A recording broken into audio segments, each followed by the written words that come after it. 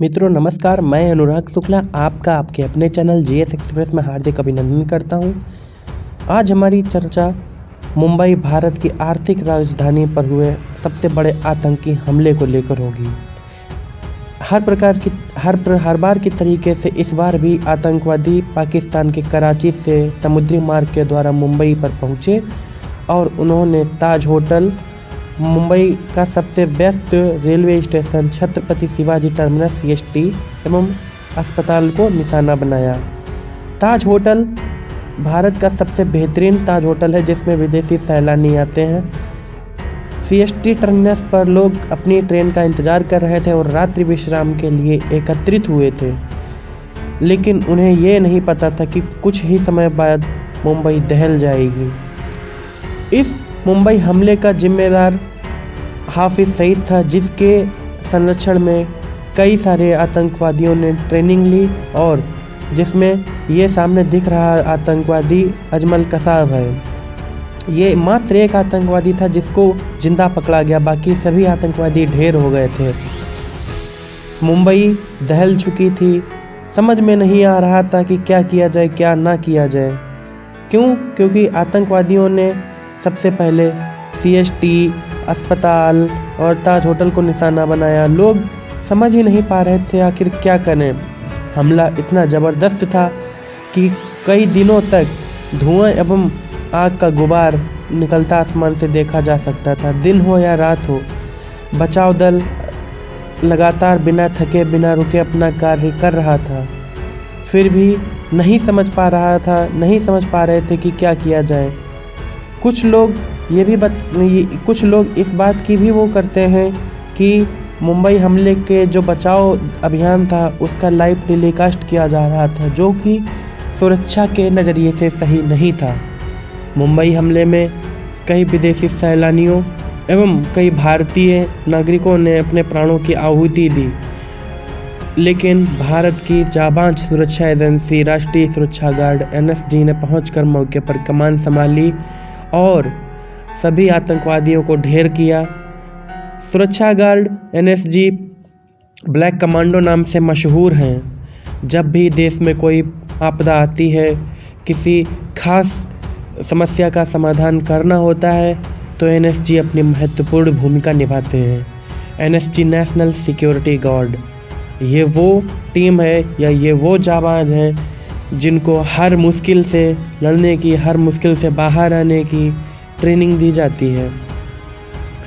मौके पर पहुंचकर एनएसजी ने अपनी कमान संभाली और काफ़ी हद तक ऑपरेशन को कंट्रोल में लिया, लेकिन 2 से 3 दिनों तक ये भयावह स्थिति बनी रही।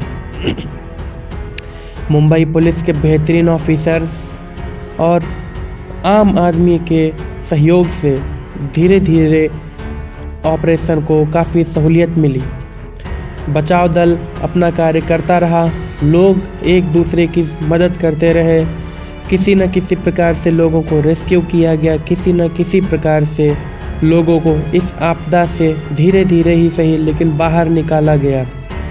मुंबई हमला 26/11 अटैक के नाम से मशहूर है। क्योंकि ये 26 नवंबर 2008 को हमला हुआ था। हमला अचानक हुआ, ज़बरदस्त तरीके से हुआ, समझ में ही नहीं आ रहा था कि क्या हो गया है।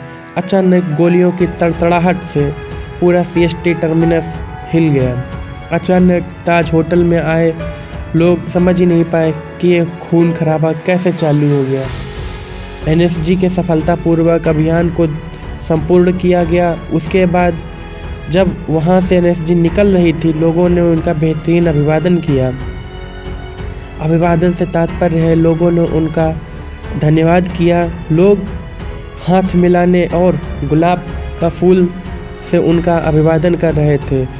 एनएसजी वास्तव में हमारे देश की एक महत्वपूर्ण संस्था है, जो सिर्फ एक संस्था ही नहीं, भारत को मुसीबतों से उबारने के लिए एक दल है। मुंबई हमले का मास्टरमाइंड हाफिज सईद है, जिस पर $1 करोड़ का इनाम है। ये पाकिस्तान के लश्कर तैयबा का संस्थापक भी है। दूसरा आतंकवादी लखवी लश्कर का है, ऑपरेशन कमांडर है। यह आतंकवादियों को दिशा निर्देश पूरा दे रहा था और हर गतिविधि पर नज़र रखे हुए था। 26/11 हमले के बाद लोग उस हमले को भुला नहीं पाए एवं उसमें भारत के वीर सिपाही या वीर भारत माता के वीर सपूत थे, उनकी याद में स्मारक बनाया गया और उनको भावभीनी श्रद्धांजलि अर्पित करते हैं। मुंबई पुलिस, एनएसजी या आम आदमी जो भी वहाँ पर मौजूद था, हर व्यक्ति की आत्मा रो रही थी। मुंबई दहल कर धीरे धीरे से उभरने लगी। हर साल 26/11 को याद किया जाता है उन लोगों को जिन्होंने अपने प्राणों की आहुति दी।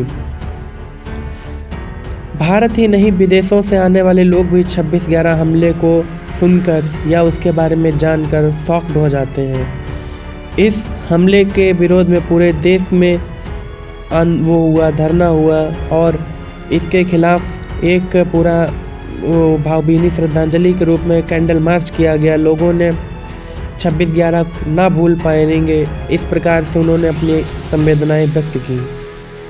फिर भी नहीं समझ पाया जा रहा है कि आतंकवादी हमले क्यों होते हैं, ये क्या चाहते हैं। भारत में हुए अधिकांश के लगभग सभी हमलों के जिम्मेदार पाकिस्तान में बैठे हुए कुछ मास्टरमाइंड ही हैं। पाकिस्तान आतंक का गढ़ है। पाकिस्तान अपनी तरक्की नहीं चाहता, वो सिर्फ भारत की बर्बादी चाहता है। लेकिन भारत माता के वीर सपूत अपने प्राणों का बलिदान करके भी भारत माता का आंचल की रक्षा करते हैं। छोटे बच्चे हों, बड़े बुजुर्ग हों, नौजवान व्यक्ति हों, हर कोई मुंबई हमले की निंदा करता है। लेकिन धीरे धीरे मुंबई फिर से आगे बढ़ी है। ये दीवार पर छिद्र जो दिख रहे हैं, ये गोलियों की तड़तड़ाहट से बने हुए छिद्र हैं। जो लोग बच गए वो अपनों से मिलकर अपने आप को रोक नहीं पाए, आंसू निकल ही गए। विदेशी लोग भी श्रद्धांजलि अर्पित करते हैं। धीरे धीरे मुंबई अपनी पुरानी अवस्था को प्राप्त करती है। मुंबई भारत की आर्थिक राजधानी कही जाती है, माया नगरी मुंबई। लेकिन मुंबई इतना बुरा, इतना खतरनाक, इतना हतप्रभ करने वाले हादसे को धीरे धीरे भुलाया है। अमेरिका के राष्ट्रपति बराक ओबामा ने भी 6 नवंबर 2010 को ये लेटर लिखा और अपना साइन करके 26/11 हमले में हुए लोगों को श्रद्धांजलि अर्पित की। 26/11 मुंबई के साथ साथ भारत पर हुआ सबसे बड़ा एक हमला है, जिसमें अजमल कसाब को जिंदा पकड़कर उसको फांसी के तख्त तक ले जाया गया। धीरे धीरे मुंबई ने अपने आप को आगे बढ़ाया है और आज मुंबई अपने अच्छे मुकाम पर है। वीडियो अच्छा लगा तो वीडियो को शेयर करें, लाइक करें, चैनल को सब्सक्राइब करें। जय हिंद।